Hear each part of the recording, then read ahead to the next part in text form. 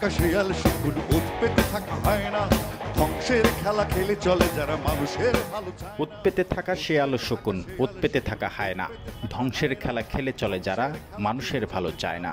আসিফ আকবরের কণ্ঠে এই গানের কথা যেন মনে করিয়ে দেয় ৭১-এ নিরস্ত্র বাঙালির উপর পাক হানাদার বাহিনীর ঝাঁপিয়ে পড়ার কথা।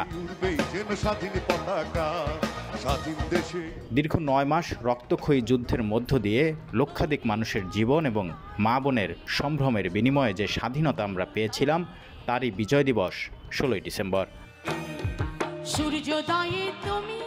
বিজয়ের উন্মাদনায় তরুণ প্রজন্ম, লাখো বাঙালির উচ্ছ্বাস আর বুকে বীর শহীদদের শক্তিকে লালন। প্রিয় শিল্পীর মঞ্চ মাতানো গানে উত্তাল পুরো মানিক মিয়া এভিনিউ, তালে তালে জানান দিচ্ছে তারুণ্যের জয়গান।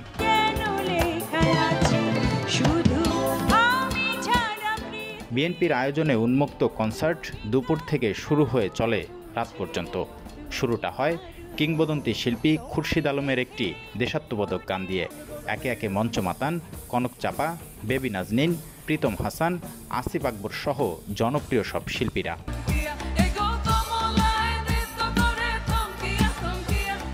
৫৪তম বিজয় দিবস উপলক্ষে সার্বজনীন কনসার্ট সবার আগে বাংলাদেশ ছিল দর্শকে কানায় কানায় পূর্ণ।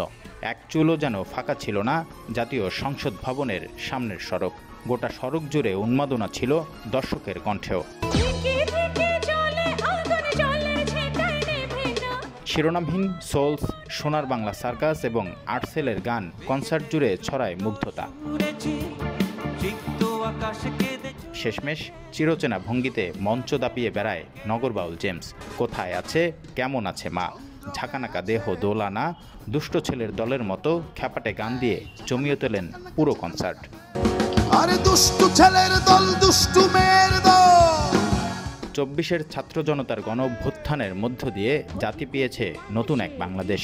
সেই সাথে ৫২ আর ৭১-এর চেতনাকে বুকে নিয়ে বিজয় দিবসে কাঁধে কাঁধ মিলিয়ে পতিত স্বৈরাচার আর অপশক্তির বিরুদ্ধে সকলের কণ্ঠে আজ সবার আগে বাংলাদেশ। রিপন হোসাইন, ঢাকা মেইল।